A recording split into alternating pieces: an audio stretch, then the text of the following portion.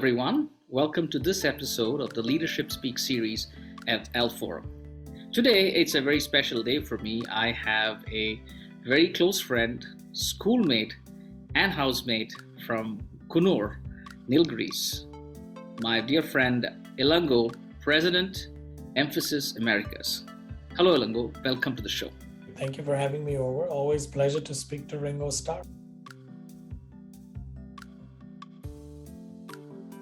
See, I've had a very fortunate series of very fortunate accidents that have made me who I am. And of course, a great role was played in the school that both of us went to. I mean, that's where you learned your basics, your ethics, your values. I started my background, my career uniquely in operations. And then from operations, I moved to HR.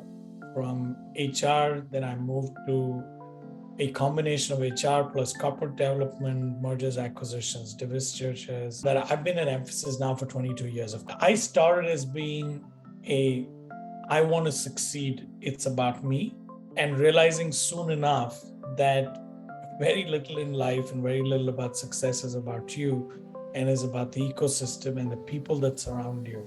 My leadership journey is largely shaped by where I came from, small town, school, with a great value system and the University of Mphasis.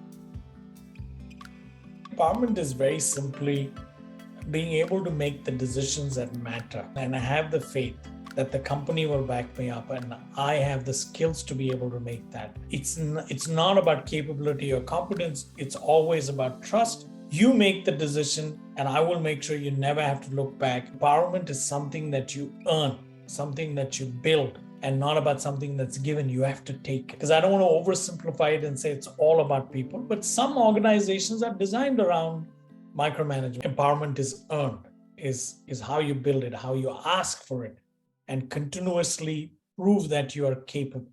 And people say, and I keep telling them, it takes 5 decisions to get right, to earn the trust, but it takes only 1 decision for you to lose the trust. There are 2 types of decisions. There are material decisions that can be reversed, and there are material decisions that cannot be reversed. For instance, you go and make an investment and you sign an agreement which kind of ties a company for a few $1 million over the next few years, and you cannot back out of it. That's a material decision you cannot reverse, and that's going to come back and hit you every quarter. It's going to impact every decision that you take. And there are some decisions, important decisions, but 10 of those decisions, even if you get wrong, doesn't add up to a lot.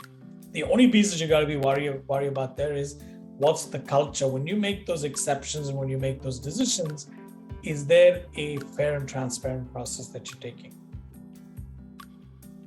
Our CEO, but one of the things he said is, I want to retain the founder entrepreneurial mindset of the company. The buck stops with you eventually. If I were to single out one differentiator, it would be the fact that we treat our employees as founders. We've trained them to be founders, and they display the founder mindset every day in every conversation.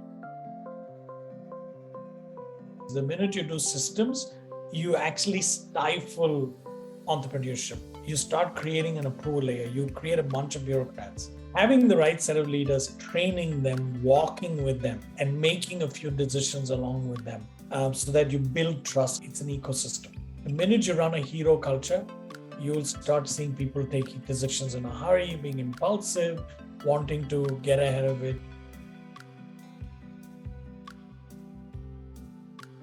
Set the framework and set them free. Spend a lot of time setting the framework, defining the boundaries, and then within that, you set your team free. And what will happen is initially you will define a narrow framework, and then slowly you will start broadening as the ecosystem gets smarter and smarter. I call this, could I have the Empire Strikes Back, where the bureaucracy is constantly looking at ways to take charge and the front line is constantly trying to pull back. How do you make sure that you keep that a creative tension and not a destructive tension? And you and I know with physics that there is a certain point at which the force holds together. Thank you for finding the time to share your thoughts with us. And as I said, this is a group for entrepreneurial leaders like yourselves. I would like to see you participate more often, and I'm going to take the liberty of kind of dragging you in more often. And who knows, I would like you to moderate some of these conversations in the future. I know you are of that mind, of that learning mind as well. You've written a book, and those who don't know it, Elango's long before penned a few books 10 years ago.